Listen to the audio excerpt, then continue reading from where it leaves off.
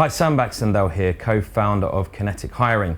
So for today's Insight on Demand interview series, we're going to be conducting an interview regarding the Malaysia talent ecosystem, and we're going to do a bit of an evaluation on the current situation as it stands. In the time that I've been in Malaysia over the last 6 years, Malaysia's gone for a massive shift from being a relatively low-cost hub, or perceived as such, to this centre of innovation and centre of production and centre of industry. Huge changes, which mostly are great news for Malaysia. However, it puts enormous pressure on the existing talent ecosystem.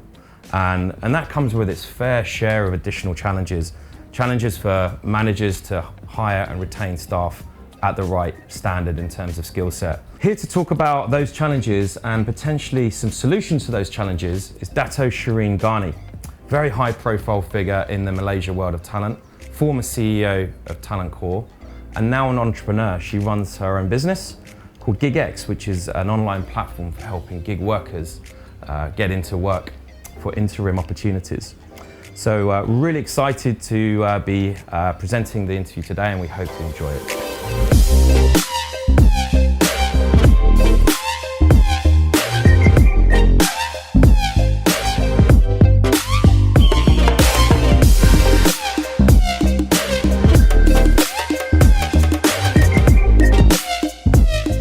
So Shareen, thank you so much firstly for joining us today. Thank you. Before we get into the interview and the questions that I'm looking to ask, why don't you just tell us a little bit about yourself? What have you been up to lately?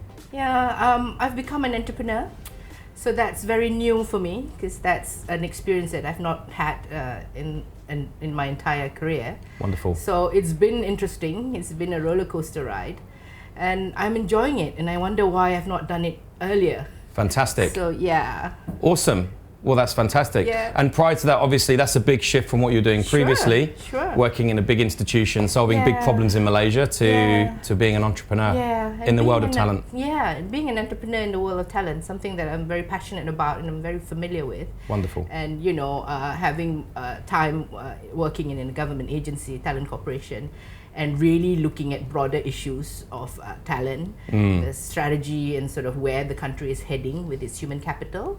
And then prior to that, working with a very, serious organization, Khazanah Nasional, which is our investment fund, and really talking to people about how human capital is going to drive the sort of changes that we need in the economy. So it's been fabulous. Fantastic. Well, I guess that's an appropriate point to start addressing some of the questions for today. We're going to talk about some big questions happening in Malaysia regarding talent. So we'll start with the first sort of very general question. So looking at how Malaysia's evolved over the last 10 years, based on your experience at TalentCorp and obviously in your current role, what is your view on the availability of talent and talent sustainability in Malaysia at the moment? I believe, and the data will show that availability of talent is not an issue. Okay. I think where we need to have better sort of approaches or strategies is how you make that pool of talent that's available meaningful in the workforce. Which is what I'm doing today with Gigxglobal and the organization that I've created, is really looking at uplifting our human capital and unleashing the potential. I do believe the potential is there, but it's just not sort of going in the direction that we all wish it would be. There's some pockets of very successful sort of things that we've done. I think there's a lot more that we can do. There seems to be this perception in Malaysia that, and you hear it from business leaders, recruiters, that we're kind of, you seem quite optimistic. Sure. I wondered if you could sort of give us a few extra thoughts on that. Where does that optimism come from, and how perhaps do you explain some of the more cynical views about our talent sustainability? Sure. I've been involved in this space for many years, and my optimism comes from the fact that I meet with different kind of people, and I meet with different type of talent, women, senior people, young talent, those in their mid-careers and all that.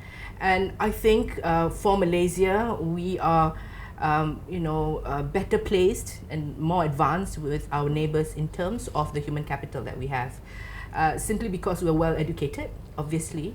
70% of students in university today are women. So the women are also having the right access to education.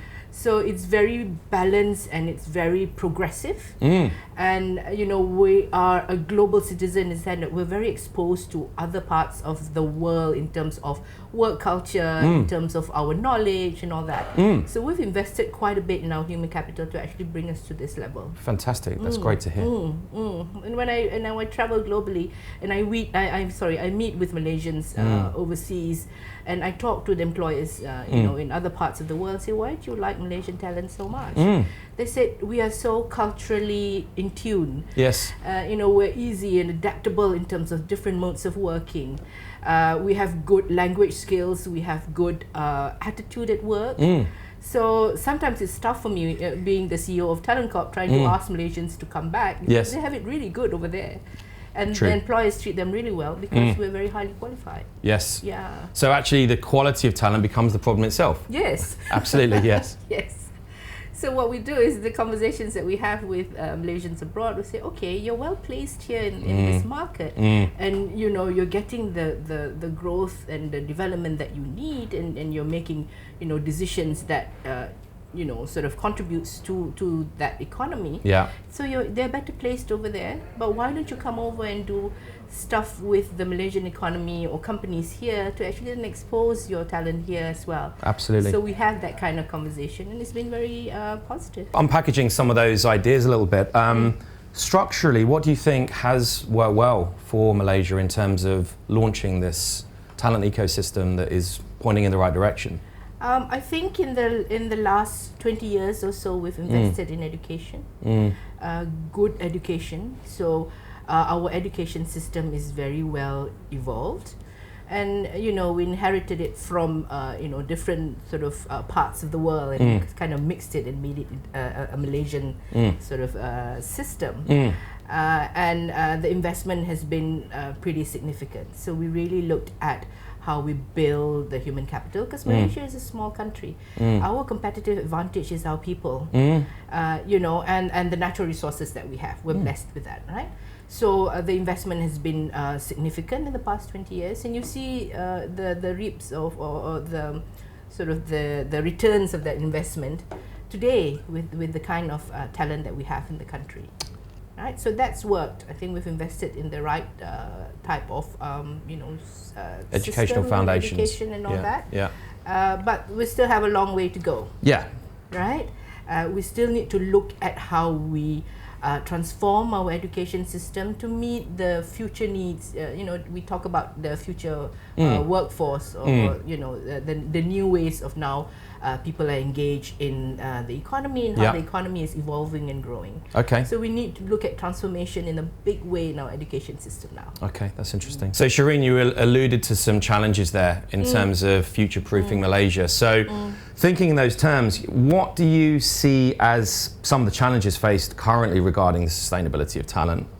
And what can we do to face some of those demands and challenges? Yeah, I'll go macro. Okay. The policy needs to evolve.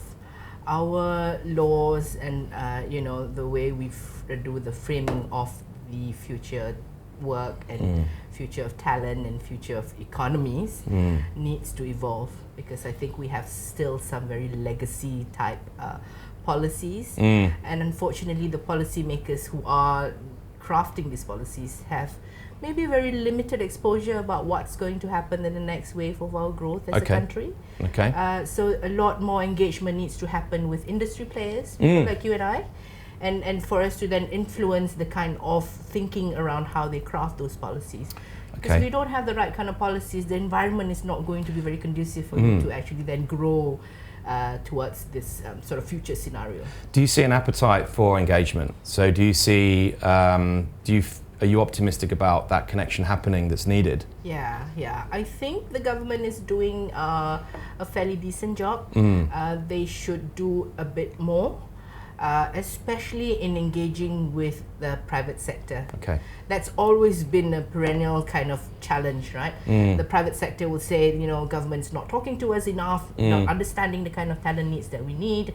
How do we become sustainable as a nation to actually then grow our talent, attract talent, and really, move forward with the right kind of people in our industries. I see. So a lot more industry engagement needs to happen. Okay. And a lot more platforms to actually convene. It sounds, Shareen, like some of the solution to this lies with the private sector.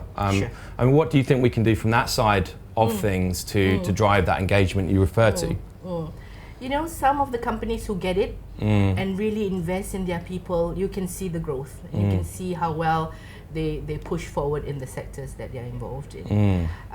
Some of the companies don't, so they don't invest enough in their human capital. They don't have the right kind of strategies to actually grow their business with the strategy, their people strategy front and center. So when I talk to companies and I ask them, what's your business strategy? They have a very clear articulation, most of them, of what the business strategy is. But when we talk about what's your people strategy, they struggle a little bit. So I think companies, when they design their business strategies, it has to be, very connected to how they're going to bring their talent along. Because I always say that the growth of your organization is not through the computers and the tables that you have. It's your people. Of course. You have to invest in them and actually look at how they are going to drive your strategy. Okay, so there needs to be a shift in mindset within the private sector in Malaysia. Absolutely. Okay. We're a bit behind on that for some companies. Like I said, those who get it really, show the growth and the improvements in how they deliver in their businesses. So Shareen, much has been made over the years, certainly in the time I've been in Malaysia, of this brain drain, this term that we hear. Sure. Malaysians sort of leaving like a big exodus, going to the big wide world. Greener pastures. Greener pastures. How legitimate are those concerns? I mean, do you see that as a genuine thing, or do you see that as something that people just can't stop talking about and it's just a bit of paranoia? What is your view on this? It's a bit of both. Yeah. It's real, and sometimes there's also a lot of perception driving it. So in my time in TalentCorp, I managed the bullets coming at me to say, what are you doing to stop our good talent getting out of the country? So we looked at a strategy where we acknowledged that there's brain drain. Everywhere in the world there's brain drain. People are moving to they're economic migrants. They move to different places for their growth and for their opportunities. Of course. You can't stop them. So where I think for Malaysia, we've had a fairly decent approach in how we engage with our diaspora, is the very fact that we have an agency like Talent Corporation. No other country in the world that I've been to has got a dedicated agency that looks at it in a very strategic way. So we turn the conversation around and say it's a brain gain. Sure, we lose the talent out there, but really the Malaysian in us will be very, very strong wherever that we are. Yeah. So when I speak to the Malaysians abroad, they say, I'm a scientist and I work with NASA. Bring me back to Malaysia and what can I do? Absolutely, So the question is that, okay, if you're a scientist in NASA and you've got a lot of experience and expertise, why don't you come and do projects here with some of the companies here? Or teach in some of our universities when you have your summer break and all that. Yeah. So that's a brain gain, approach. Of course. It's not a zero-sum game. Yeah. We have to have a strategy that we extract the brain back into the country without having to physically move them. Of course, and it can be a massive win for Malaysia in terms of folks getting international experience and bringing it back to the home country as well. But it seems to have a negative label for some reason. That whole process. And really, when they eventually come back and they do, is that then we have gained a talent that's had so much exposure in those international markets and come back here and do really exciting things in the country to turn our economy around. Which seems to actually starting to happen. So there was just a cycle, and it maybe required just a bit of patience over a 5-10 year time frame. And personally, I'm seeing more Malaysians coming back now, considering a return. So the return on investment is very good for us because they get their training, their exposure and expertise in those markets, and then they come back and contribute. and be part of the economy here, and they're excited that they see Malaysia as the hub, and the sort of market is the region. So it's not Malaysia as the only place where they can meaningfully get involved in what they bring to the economy, but also as the region. So you see it as a bit of a perception issue and a bit of sort of negative labelling involved. Yeah. That just needs a bit of context and explanation. Yeah. Yeah. Absolutely. On to a different topic, how we deploy staff in Malaysia. In my view, it's still very traditional. If we talk, everyone seems to be obsessed with getting a permanent role. Yes. What is your view on permanent versus contract and the role that could play in freeing up some of the latent talent that is available in this country? Yeah. I think the permanent conventional way of how we engage talent is a thing of the past. But a lot of companies are still very traditional in Malaysia.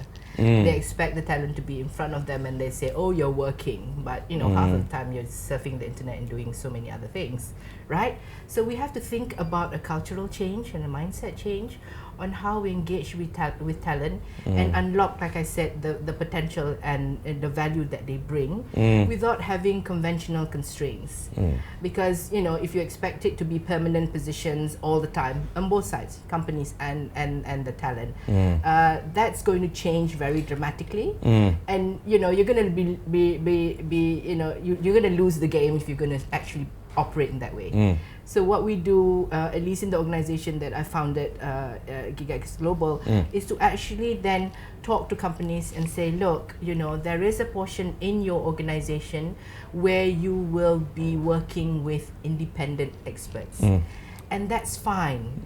It's about the contract and how you design it, and it's about deliverables. It doesn't mean that you are there full time, that things get done, and it doesn't mean that you're not there full time, things don't get done. Yeah. So with the COVID and the pandemic the way we are, people are now loosening up, and they're seeing that okay, people can work elsewhere. I don't really need to see them, but they're still delivering the work. Yes.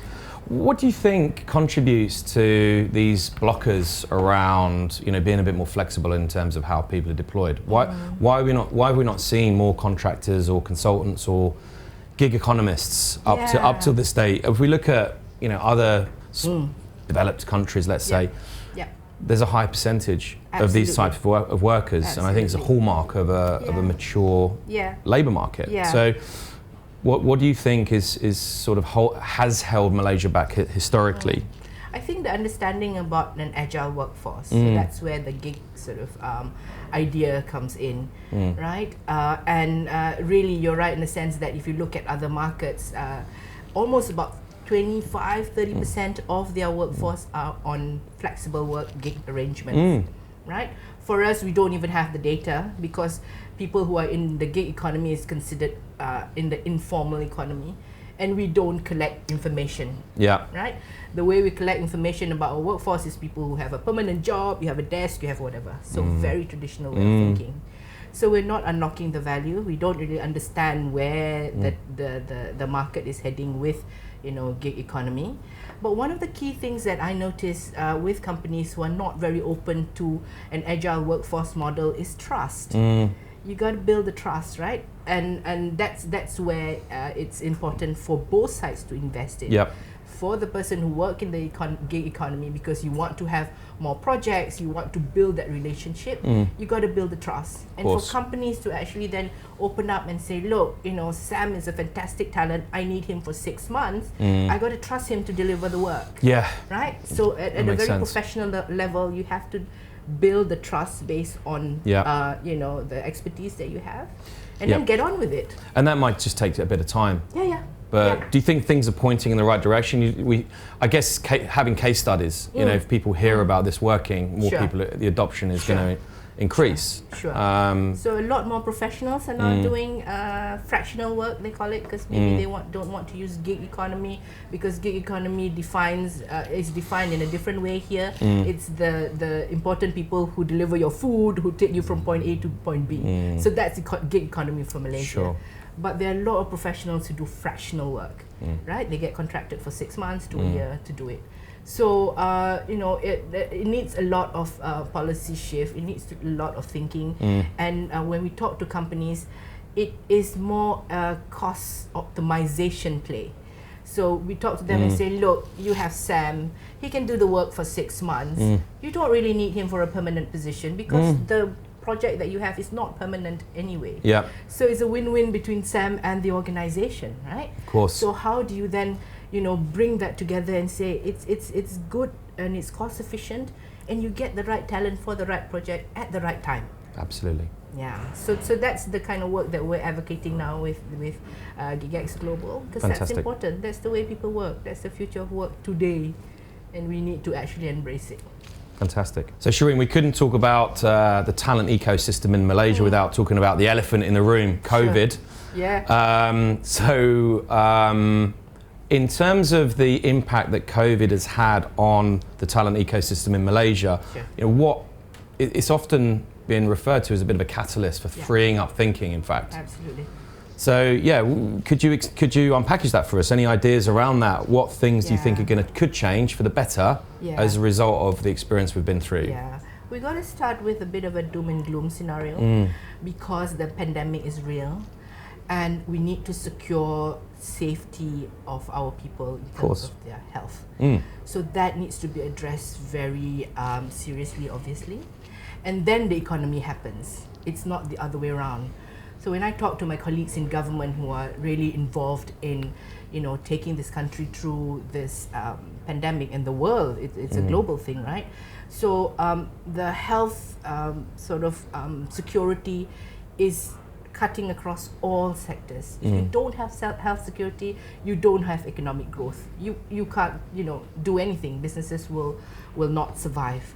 So health security is important, and I'm glad to say that in Malaysia, although the numbers are fluctuating and showing really crazy sort of figures, we're still in a mode that we can contain it, and our healthcare system is fantastic. I think it's the best in the world, and so we've addressed that because then, like I said, we need to contain that for the economy to then get freed up. And then for people who are working, entrepreneurs, people who are in traditional work, gig workers, fractional workers, can then get on with it, right?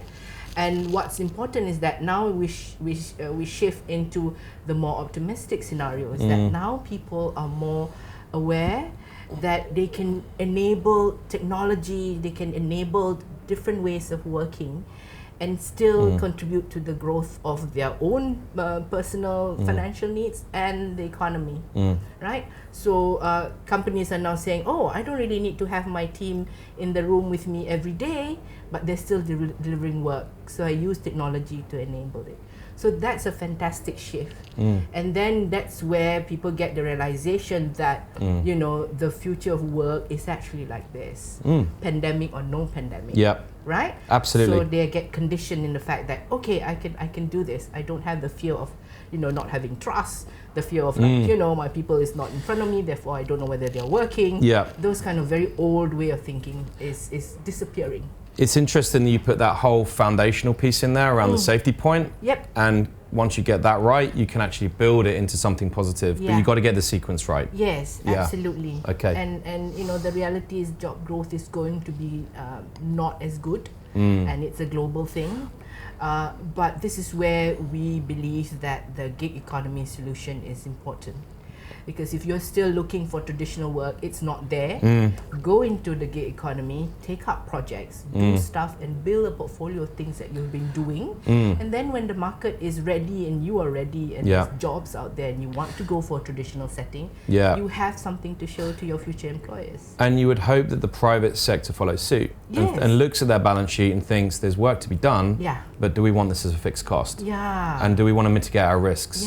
Therefore, the contractor or the gig worker becomes more relevant. Absolutely, and they're doing it now. Because they need to get work done. They have already invested in things that needs to continue.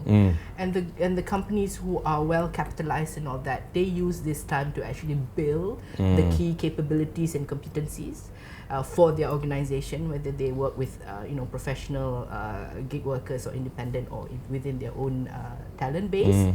And then the upswing will happen and they're ready. So it's strategic decisions that they make, and they see that now, that the agile workforce is the way to go. On to the last question of today, and back to a big blue sky thinking question. Yep. I've got no doubt around your optimism, and I feel the same way about Malaysia, by the way. I think the future's bright if we get certain things right. But based on what some of the trends, the early stage trends that you referred to today, over the next 10 years, what do you think we're going to see more of that's going to catalyse these developments within the talent ecosystem that we've spoken about?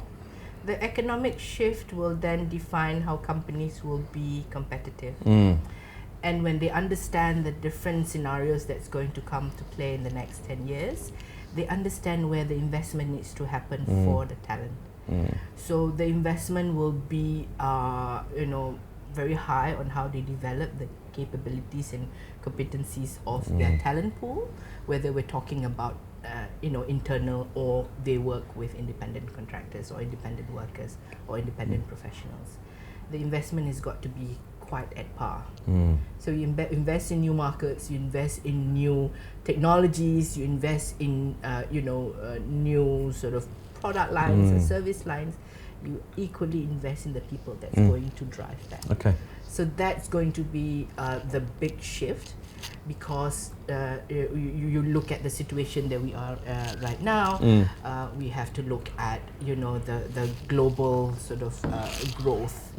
Now we look at more obviously the medical sector, the medical devices, the health services, and that sector is going to grow.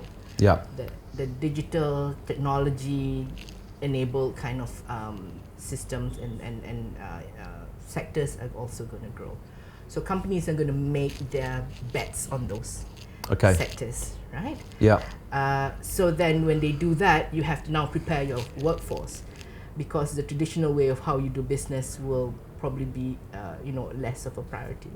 So how do you prepare your workforce to have that kind of skills, to be competent, to actually then drive the new strategy forward? Yep. So investment in those two sort of growth factors have got to happen. Okay. And that's going to be the next sort of 5 to 10 year scenario. So Shareen, that brings us to the end of the interview today. I'd just like to say a massive thank you for joining us and sharing your insights with us. Thank you ever so much. Thank you.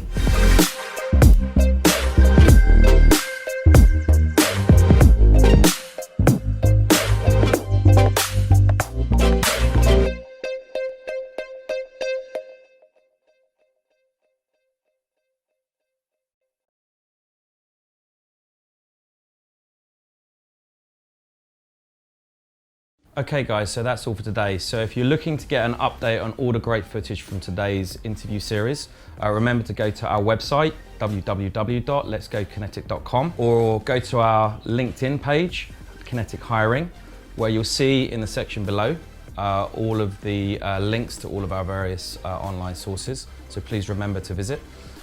Most importantly, please give your thoughts and feedback in the comment section in the LinkedIn section. And if you enjoyed the session, remember to give us a big thumbs up. That would be greatly appreciated.